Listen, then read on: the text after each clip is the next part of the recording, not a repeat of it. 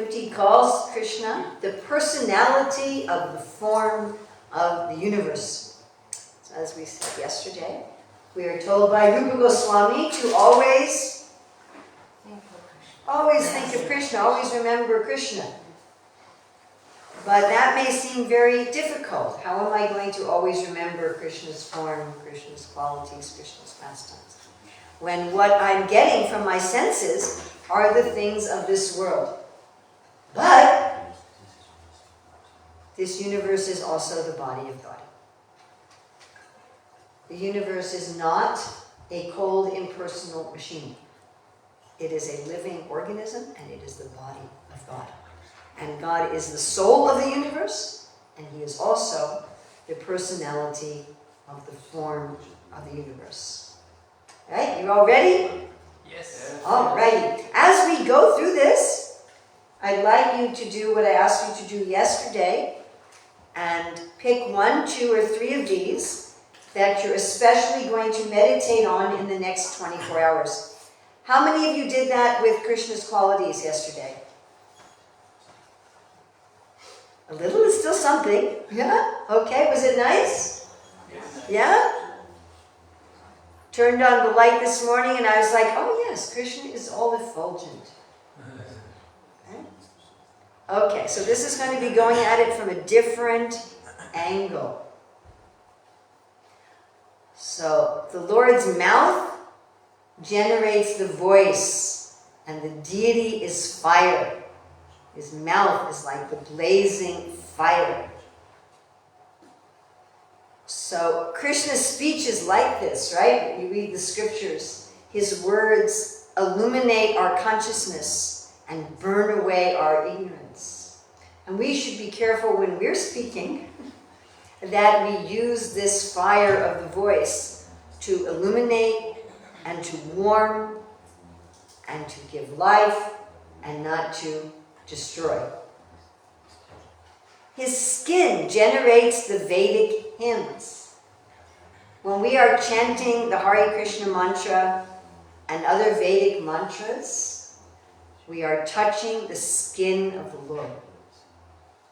By the way, you might want to take some notes about what you want to remember. That might help because there's a lot of stuff. So this is something that I've thought about also. We're not quoting that here, we're quoting Bhagavatam's 2nd canto, but this is also mentioned with the appearance of Lord Varaha, that the Vedic hymns are coming from his skin. And the Vedic hymns are also his cerebral passage, the passage from his brain to his spinal cord. The Vedas are the brains of any community. Without the scriptures, we wouldn't have the awareness for society to function properly, just like we wouldn't have it's like the brain fluid. The Vedas are like the brain fluid of any community. And from his words come the Vedic mantras. So when we're chanting the Vedic mantras, it's actually the Lord's voice speaking through us. This is one that a lot of people like to meditate on, that his tongue produces different foods. So our tongue eats food, his tongue creates food. And he creates food for offering, for sharing. Krishna's mentality is his tongue is creating food, and that food is for sharing. And the juice or rasa of everything is coming from his tongue. So anything we're enjoying in life, any pleasures we have in life, all our pleasures have to do with something liquid. All of our senses need some liquid in order to function, right? Our skin needs oil. If your skin's dry, it's painful. Your eyes need tears, your ears need wax, your nose needs juice, isn't it? Right? And this rasa, that's coming from Krishna's tongue. On his lips was greed. So our lips become greedy to eat. Yeah, there's all those sweets by the door here. And we see people, it's really funny to sit and watch people walking by the door. And they walk past and they grab a handful of the fruit leather, and then they walk back again 5 minutes later and they grab another handful and they walk by 5 minutes later. So we're greedy to eat, we're also greedy to speak. So what is Krishna greedy for? Love. Love. And what does he say as Govardhan Hill? Give him more. Give me more, give me more, I need more, I need more, I need more. So his smelling powers generate all the medicinal herbs. So I have some herbal tea here. Whenever we are using any herbs, that's actually coming from Krishna's. It's like Krishna's breathing, and that creates the medicine and the herbs. From his breathing also comes the wind.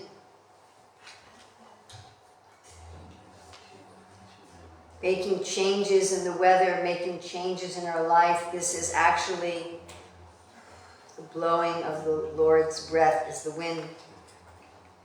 And his breathing generates our breathing. Without the Lord first breathing, we don't breathe. And this is very much like I have so many cells in my body. I have skin cells and brain cells and bone cells. And they all have to breathe. But in order for each of my cells to breathe, I have to breathe. When I breathe in oxygen and breathe out carbon dioxide, that is going to each of my cells who have their own form of breathing. In the same way, Krishna in the body of the universe, he breathes, and by his breathing, I breathe. And material fragrance is his sense of smell. Everything we are smelling is coming first from his smelling, his breathing. And we can say, well, what about the bad smells? But even the bad smells are Krishna's love telling us something is rotten, or something is dangerous, or something that is impure. This is also very beautiful. So we tend to distinguish between air outside of our body as an inert gas, and the air inside of our body as prana, as life. I didn't read this book, but I saw a book title once that was called When Breath Becomes Air, about this man who had a disease and almost died. And I was thinking, interesting, when breath becomes air, that we distinguish between our living breath and the air. But because this universe is the body of God, the air in this room is his breath. The air in this room is filled with his prana. It's actually his living breath. And when I breathe in, I'm breathing in the Lord's prana. His eyes generate, could you somebody hand me one of our books? His eyes generate all kinds of forms, and they glitter and illuminate. Look at that, first class. That's first class when someone knows what you want without asking. Excellent. So Krishna can create anything with his glance, right? I can't do that. I can't look at this desk and say, cheesecake. And there's a cheesecake. But Krishna looks at anything and he creates it. So Nadia Mani did such a nice illustration for this. This is her illustration, that his eyes generate everything and they glitter and illuminate. So everything we are seeing is coming from the Lord creating it by looking at it. And his eyeballs are like the sun and the heavenly planets. So the sun, the planets, Krishna's watching us. But he's watching us because he loves us. Actually, I was just reading where Srila Prabhupada was saying this yesterday, where he was saying that Krishna watches all of our activities because he really cares. He's really interested. Then outer space is his eye pits. So our eye pits are kind of gross, right? Eye pits in our skull, kind of morbid. No. But Krishna's eye pits are outer space. When we look at the stars, we're looking into his eye pits. A great place of mystic wonder. And his eyeball is the sun, which is the power of seeing. Srila Prabhupada often says this, that first Krishna has to see, and then we can see. If there's no sun, we can't see. If you've ever been in like a cave or a mine, you ever been in a cave or a mine, and they might turn off the artificial light, and then you can't see even your hand, it's completely dark. Only by the sun, and all of our artificial light, of course, is getting its potency from the sun. Well, this is a nice one. So his eyelids are day and night. When his eyes are open, it's day. When his eyes are closed, it's night. So when we wake up in the morning, Krishna is opening his eyes, and when we go to sleep at night, he is closing his eyes. So the ending of the day and the ending of the night, the dawn and the dusk, these are his clothes. As the sun is rising, as the sun is setting, Krishna's glittering yellow cloth is visible in the sky, and underneath his glittering yellow cloth, you see his dark blue form. You can just Krishna dancing through the sky with his garments fluttering behind him. On his neck are the sounds. Sometimes when birds sing, you see their necks moving. And his ears hear from all sides, but especially the Vedas. Just like in a very crowded place where many people are talking, we especially hear the sound of our own name. And his hearing generates all sounds. From his ears come all of the sounds. Whatever we hear has come from his ears.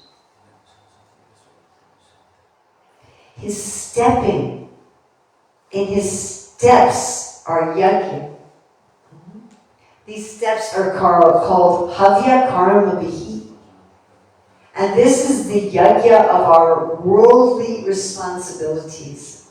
So as I do my work in the world, whatever it is, if I'm doing my work to take care of my body, taking a shower, washing my clothes, eating, or I'm going to work, or I'm caring for my family, or whatever I'm doing as I'm stepping in the world and offering everything, Krishna, this is for you, this is for you. That's actually the Lord stepping through my life.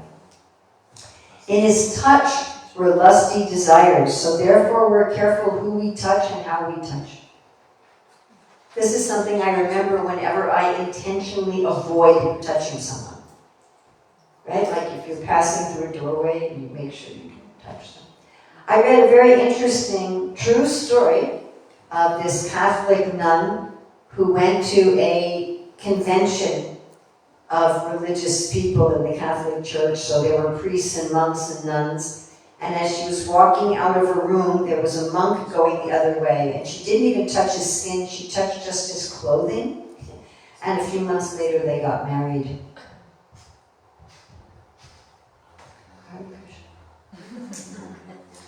So the hairs on his body are the cause of all vegetation. You know, when we see the vegetation in the world, right, and the wind is moving the leaves and it's so beautiful, you can meditate on these are the hairs of the Lord. I mean, I find this to be very easy because every day we see vegetation. You know, you see some beautiful plant and I'll think, oh, maybe that's Krishna's eyebrow. A little hair on Krishna's eyebrow, a little hair on his eyelash, and how beautiful it is. And all the trees are hairs on his body. So, we have all these little hairs on our body. And sometimes we have little insects that walk on our arm, right? Yes? So, especially, this is such an easy one to remember because generally we walk outside every day, yeah? And as we walk outside, there's some kind of trees, there's some kind of vegetation. And then I like to think about how I'm like a little insect walking on the Lord's body. And I just feel very close to him, that here I am, just this little insect type thing walking on his body. And then the clouds are the hair on his head. So of course Krishna's hair is what color? Black, or sometimes bluish black. So sometimes we see black clouds, but sometimes we see white clouds. So when is Krishna's hair whitish?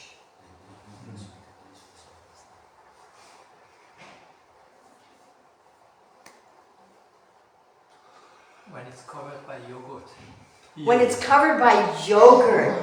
I wonder if that happens when he's trying to get yogurt from the pots on the ceiling, and sometimes they tip over and then he gets yogurt in his hair. When else is Krishna's hair whitish? When the moonlight Oh, maybe. When the moonlight's shining on his hair. That could be. Very nice. When else is Krishna's hair whitish? covered by dust, maybe? Yes, covered by dust. And when does Krishna's hair get covered by dust? When he's with the cows.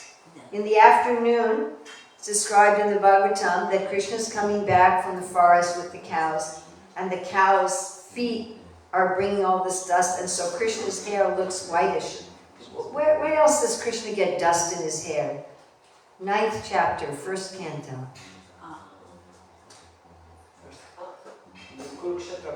Yes, Kurukshetra. Who talks about that? 9th chapter. Who's Bhishma. Bhishma. He says, Krishna's coming at me with a wheel and his hair is dusty. His hair is white. So we can think about this when we see the white clouds. And on his hairs were all the drugs and the herbs. Whenever we are sick and we have to take medicine, why does that medicine have potency? Where does the potency come from? It's actually coming from the Lord's body because it's the Lord's hairs. His nails, on his nails, his toenails, his fingernails, there's electricity. Whenever we are turning on the light or using anything electric, that is coming from the Lord's nails. What else is on his nails? Horses, mules, camels, and elephants. So before industrialization, these animals were the main work animals of human society. From his nails, yeah. Just like our nails, we use our nails like tools. So these animals were the main ways that people would get things done in the world, and therefore they're on the Lord's nails. And then on the Lord's nails are all the stones. So ordinary stones, but also jewels. Right? We have this nice one on his nails with the stones. I think of this whenever I see anybody with painted nails. Like, usually ladies, some men, they like to paint their nails different colors. It's like they're trying to get their nails to look like rubies and sapphires, but Krishna's nails are really like that. They're often described like that. Like Krishna has ruby-like nails, or pearl-like nails, moonstone-like nails. Right? Or when we look at our own nails, I mean, my nails don't look like jewels at all. But I can just think, Krishna's nails are like jewels. Or whenever we see some jewels, some stone, that's on Krishna's nails. Then on his belt are the wild animals. So a belt is functional. A belt holds up your clothes. And the wild animals, they maintain the whole ecosystem. There was, in America, one of the government parks, one of the national parks, Yellowstone, they had killed all of the wolves. And recently they decided, let's bring wolves back into the ecosystem. So they brought back one wolf pack. And you can see there's a little like 15-minute video on YouTube about this. From bringing back one wolf pack, the entire ecosystem of the park changed. What had been grassland turned into forest. And even the rivers changed their course. And the whole balance of nature became restored. So this is the Lord's belt holding up the clothing. And his lotus feet give protection from fear. Just like when we are walking, our feet give us a sense of stability. Isn't it? Right? Especially if we're walking in some rocky or uneven, and we're watching where our feet go. And they give us a sense of security and freedom from fear. In the same way, the Lord's lotus feet give us a sense of protection from fear. From his genitals come water and the rains. So normally a male can only produce children of the same species, but Krishna is, right? He's the father of all living entities. So from Krishna's rains come all the different species of life. And his genitals give a pleasure that counteracts the distress of begetting. People wanting to have children. This is Krishna's kindness. And in his semen were all the waters. Now, our reproductive fluids, according to Ayurveda, are the most concentrated part of energy in our body. This is why that we, as human beings, our main food of most cultures is seeds, which are the reproductive parts of plants. So the primary food, what's called the staple food of almost all cultures, is seeds. Wheat, rice, oats, barley, right? Rye. A few places it's potatoes or tapioca, but generally it's seeds. So this is the essence. So the rivers are carrying Krishna's essence. We are alive and nourished and clean and functional because of water.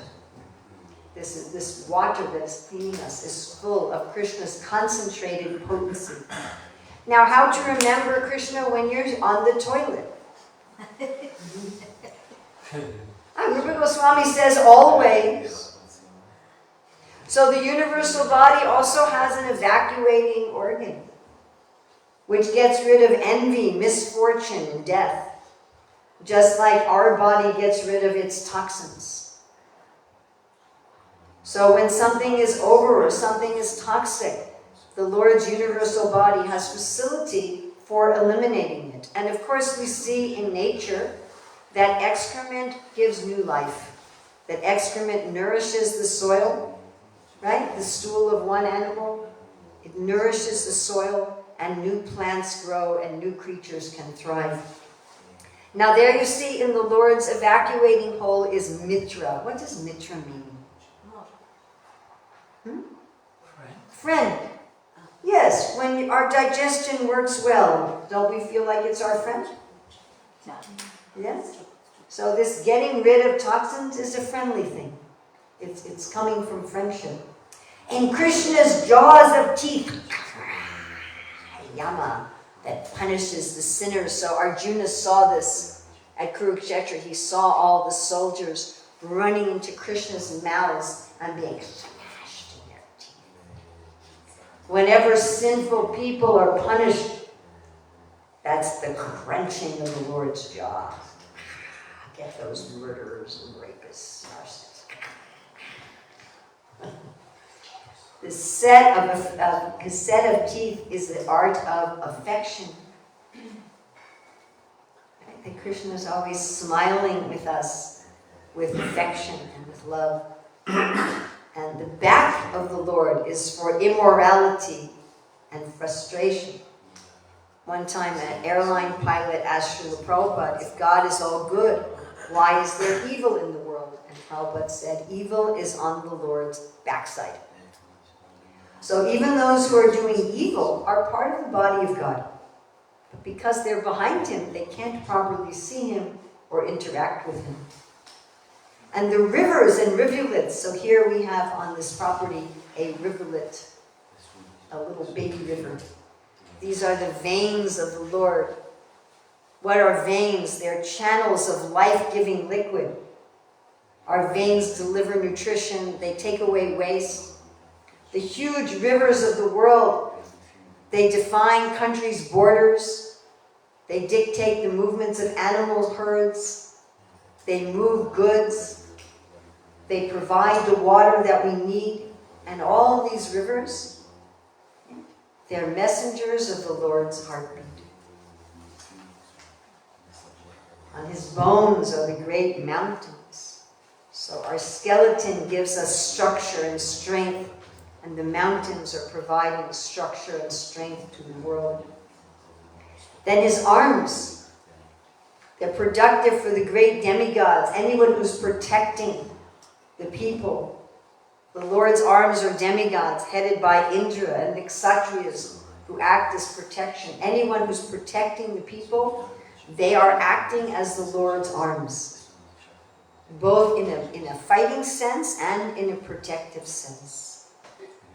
Then modesty is the upper portion of his lips. So we learned this yesterday, looking at Krishna's qualities, that Krishna is shy.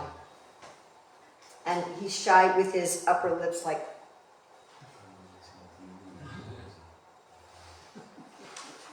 And this is, I think, that the atheists, they can look at the world and they don't see God. Because he's shy. Like an artist who didn't sign his painting. And hankering is his chin. Like little children, they want, I want that. But what does Krishna hanker for? He's hankering for love. He's hankering for pastimes. He's hankering for reciprocation. On the heart of the Lord is Dharma. When we are actually following Dharma, we are right by the heart of the Lord. What's most precious? Whatever's most precious, we say, is in our heart. And on his chest is pleasing words and truthfulness. It's easy to speak truth harshly, that's easy. But when we speak truth in a way that is pleasing, we are being embraced by the Lord to his chest. And what else is on his chest is the goddess of fortune. So when we are following Dharma and speaking pleasing, truthful words, we are by the Lord's heart, embraced to his chest, and touching the goddess of fortune. Also on the Lord's chest are the clusters of stars. So Krishna often wears necklaces that glitter like stars, and sometimes he puts these glittering necklaces on his friends and beloved. The ocean is his waist. Oh, I really like her picture for this one too. Of course, you're a little bit far from the ocean here.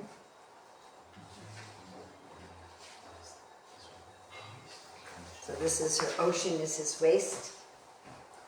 So you know, our waist, it brings together our upper body and lower body, and the ocean joins two different masses of land. And we know Krishna likes to dance, and when you dance, you're moving your waist, isn't it? And so the waves and the movement in the ocean are the moving of Krishna's waist. And we know by Krishna's waist, there's also the skin folds in three places. And this is the different movements of the water. The passing ages are his movement. As time passes in our life, this is actually Krishna walking through our life and moving through our life. The supreme cause of creation is his intelligence. This is very easy. And practically all theists talk about intelligent design. So anywhere we look in the world, we see evidence of intelligent design. I mean, the amount of intelligence that there is in the design of even the simplest thing in nature is just such a source of wonder and joy, and isn't it? Yeah, if you just think about how much intelligence there is in how things are designed in nature. That is Krishna's intelligence. And there in Krishna's intelligence are the saintly persons and the great demigods.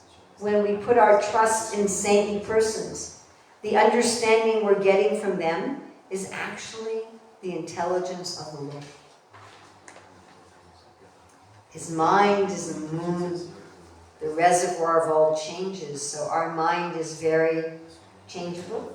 And it may seem that Krishna's mind is changeable. It may seem that sometimes he favors us and sometimes he doesn't favor us. But although the moon seems to change, it's constant. It's actually always the same. So it may seem that Krishna's mind is favorable or unfavorable towards us, but actually he is always loving us. And Rudra Dev is his ego. So Rudra means anger. So I'm sorry to inform you all of this, but generally speaking, when we get angry, it's because of our ego. We don't like to believe that. We like to believe that we get angry on principle. I'm angry because some principle has been violated. Sometimes. But generally, sometimes. There are sometimes. But generally we get angry because our ego has been offended. We all have experience of saying something that offends someone's ego and they become angry. Or we can easily see this in other people, isn't it? We're like, okay, you're angry because your ego has been offended. Easy to see in someone else. But of course it's also true for ourselves. Yes? So Krishna also has an ego. And his ego is also anger. But Krishna's ego is not selfish. My false ego is selfish, and my false ego is based on thinking on this body and this mind. And my anger comes because I think you've threatened my identity. That's where my anger comes from. So, but Krishna's not like that. Krishna's anger is coming from love. And again, sometimes we're actually angry on principle. And sometimes we're actually angry out of love. One time, our youngest son, he was 9 or 10 years old, and he didn't know how to swim very well. So across the street from us, there was a river, bigger than your river here. And you know, on that side of the property, you have a bigger waterfall, yeah, by the bridge. And so right before the waterfall, the water is very still. All of you have seen that, right? Right before the waterfall, the water is very peaceful. And then, so right across the street from us, we had a river that ended in a waterfall. And our son didn't know how to swim very well. And he had a friend over. And we had a little rubber inflatable boat that we would take places, not to that river. So his friend convinced him to blow up this boat and go in this river. You know, where are the boys?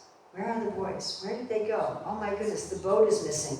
You know, and I ran across the street and there they are in the river, like 3 meters away from the waterfall. And it was a big one. I mean, it was probably twice as high as this room, that waterfall. So I was very angry. Get out of that water! But that was out of love. So Krishna's anger and his ego is out of love. This is a wonderful one. And this is something that is so easy to do. And it's so easy to do pretty much every day. Right? Here's her picture for this one.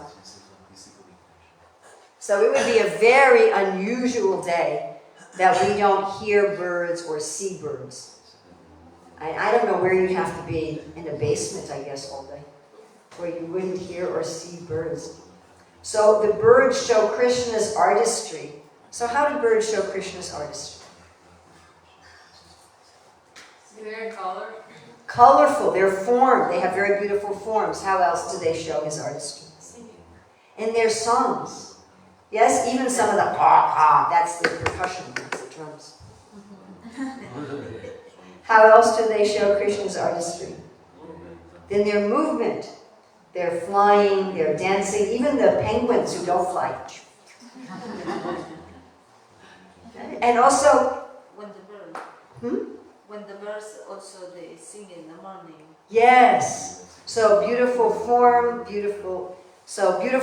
like a painting. Beautiful singing like a symphony. Beautiful flying and movements like a dance. And some of them are expert in how they make their nests. Beautiful architects. So this is such an easy way to remember Krishna, because it's very, very unusual that we go a day without some contact with birds. Humanity is his residence. So Krishna lives everywhere, but of course human beings, Prabhupada would often say, are the only species that have religion. And in every human society there's a church, a synagogue, a mosque, a temple. And we say this is a house of God, isn't it? They'll say about a church, this is the house. And the angels show his musical rhythm. So in every society, angels are always portrayed as musicians, isn't it? Yeah? And we show angels as being musicians. Now this is fascinating. The demoniac soldiers are representative of his wonderful prowess, his virya. So as we're going to learn tomorrow, that Krishna says of victory, of causes of victory, he is morality. So when Krishna is fighting, he's using prowess and dharma, but the demons don't use any dharma. How do the demons want to win? By cheating. The power. Cheating. And just prowess, just strength, right? Just strength and power. Most of the time the power with money also. With money is also power. So, but the demons don't realize where is their power coming from, right? This was the conversation between Prahlad and Hiranyakashipu. Hiranyakashipu says, where are you getting your power from? And what did Prahlad say? Same place you're getting your power from, God. So even the demons going out to fight, where are they getting their power from? Krishna. Can't get away from it, even if you want to be a demon. You still can't get away from getting everything from God, doesn't it? His thighs are the vaishyas, so our thigh bone, our femur, that's the largest bone in our body. And the vaishyas, without them, nobody eats. They're providing all the support to society. And the Shudras are under the protection of his feet. So we're going to be studying this evening about the 4 fields of work. So the people who work in this field, without them there would be no health, there'd be no cleanliness, there'd be no record keeping, help, arts, music, athletics. There'd be no pleasures in life. All of life would just stop.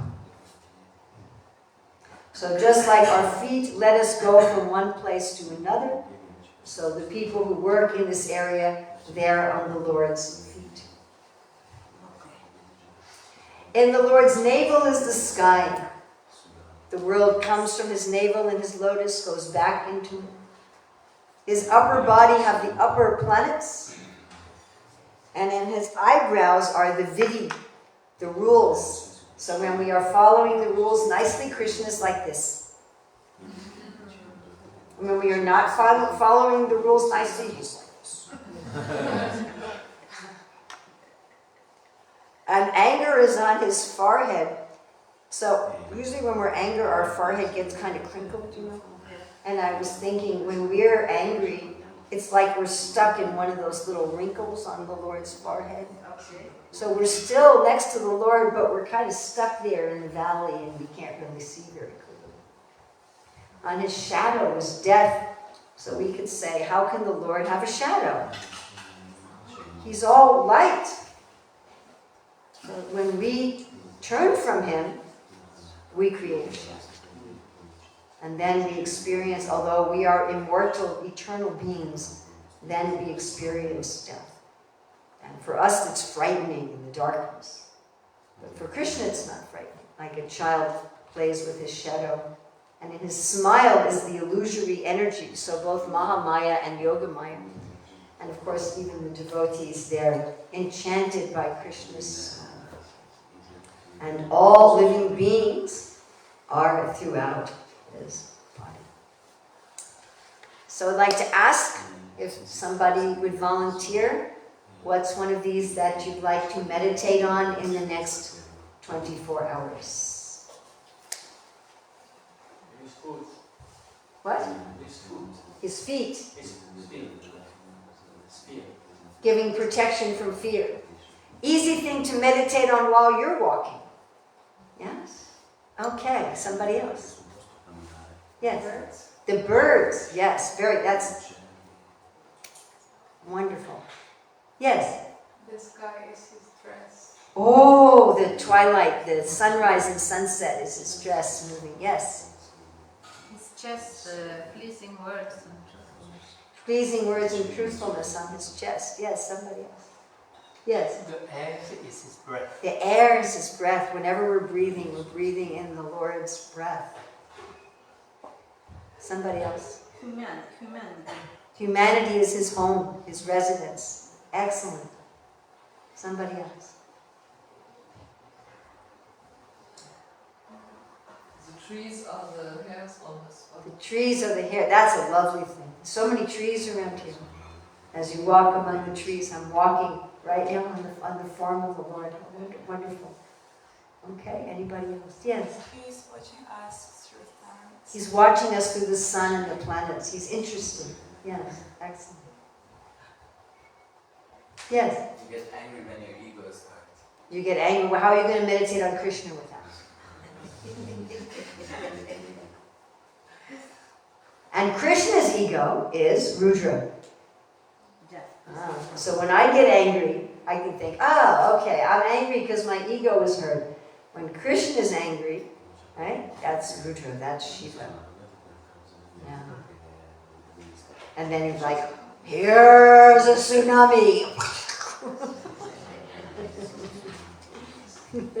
Here's an earthquake.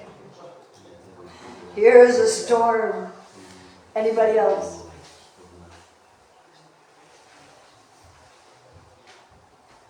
Yes. Krishna's veins.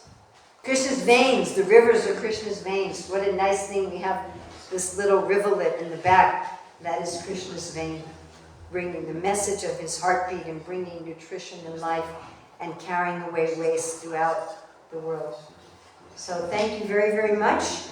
Oh, one more? Yeah? I have a question. A question. Okay, we have time. Anybody have questions? Yes.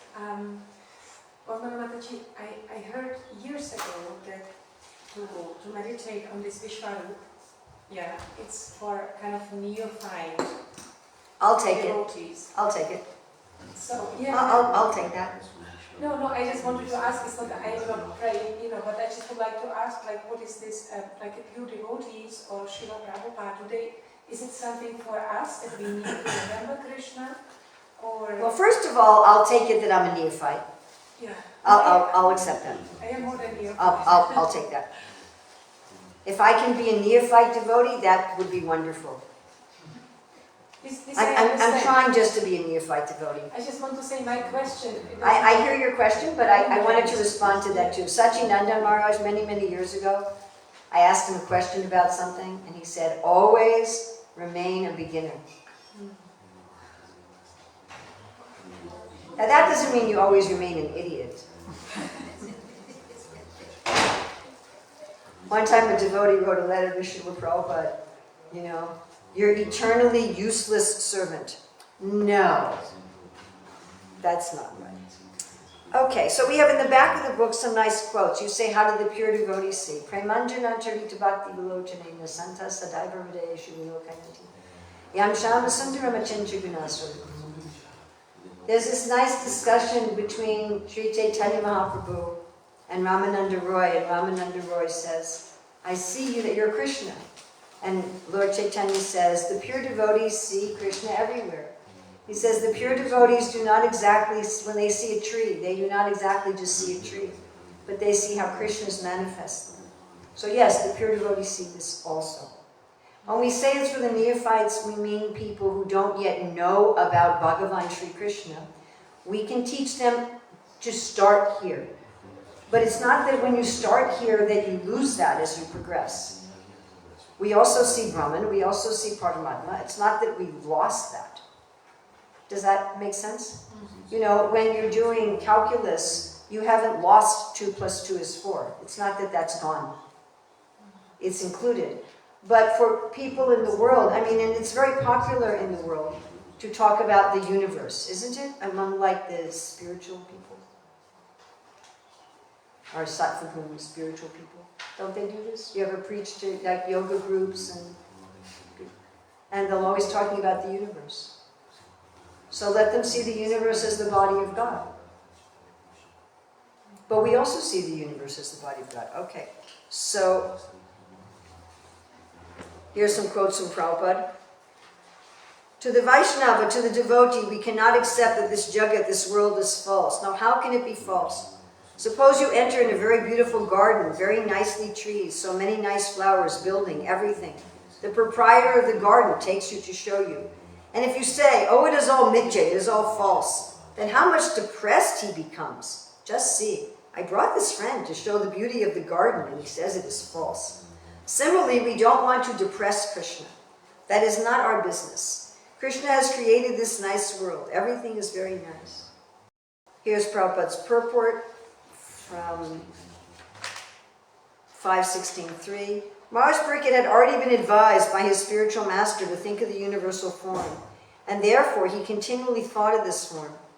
The universal form is certainly material, but because everything is an expansion of the energy of the Lord, ultimately nothing is material. Therefore, Parikshit's mind was saturated with spiritual consciousness. Quotes Rupa Goswami, everything, even that which is material, is connected with the Supreme Personality of Godhead. Material means, as this is from Lecture on Nectar Devotion, material things means, as I've repeatedly explained, forgetful of Krishna. Otherwise there is nothing material. It is illusion. Illusion means actually there is nothing material. How can it be material? If the Supreme Lord is Supreme Spirit, everything is coming from Him. So what we call the material energy, that is also coming from the Supreme. Here's another one. Actually, in pure Krishna consciousness, there is nothing material. I've several times explained. Material activities means activities without Krishna consciousness. That is material activity. If we remember these material energies, earth, water, fire, air, sky, even mind, intelligence, and ego, they're also energies of Krishna. Therefore, if Krishna is spirit, then these so-called material elements, they are also spirit. But is used as material because we do not remember. Otherwise, nothing is material. Everything is spiritual. Everything that we experience, that is manifestation of the energy of Krishna. If we accept everything as expansion and utilize it for Krishna, there is nothing such thing as material. Everything becomes spiritual. So if we think in that way, thinking, feeling, and willing, if we utilize our psychological activities in Krishna consciousness, then we keep attached with Krishna. We do not need to renounce anything, provided we see everything dovetailed in Krishna consciousness. Those who are highly elevated devotees, that was your question, they do not see even this material world different from Bhagavan. Evam hi vishvam Bhagavan ivetara. This is described in the Srimad Bhagavatam. The whole universe is Bhagavan, although it appears different from him. So actually everything is Bhagavan, but it is not the Mayavadi philosophy that because everything is Bhagavan, there's no Bhagavan. No, everything is Bhagavan and still Bhagavan is there. Actually, there is nothing but Krishna all around us. This is explained in the Bhagavad Gita. He is the taste of water, light of the moon, fragrance of the flower, light of the sun, sound of the sky, power of the strong, and so on. So one who is actually making progress in Krishna consciousness, he can see Krishna everywhere. At every stage of life, who can avoid the sunlight, the moonlight, the fragrance of the flower, the taste of the water, the sound of the sky, and so on? But one has to learn it, that there is Krishna in all these varieties of existence. Without Krishna, there is nothing. there's one lecture where Prabhupada is talking about these things, and he says that when you learn to see this way, there is no material world. And he says it 3 times. He said, then there'll be no material world, and there'll be no material. So, sadhana bhakti is both training for the neophyte like me, and it is the natural state of the advanced devotees. Sadhana bhakti means to train us to practice, to do things that is our natural state. Just like the child practices to walk. So the child walking is natural.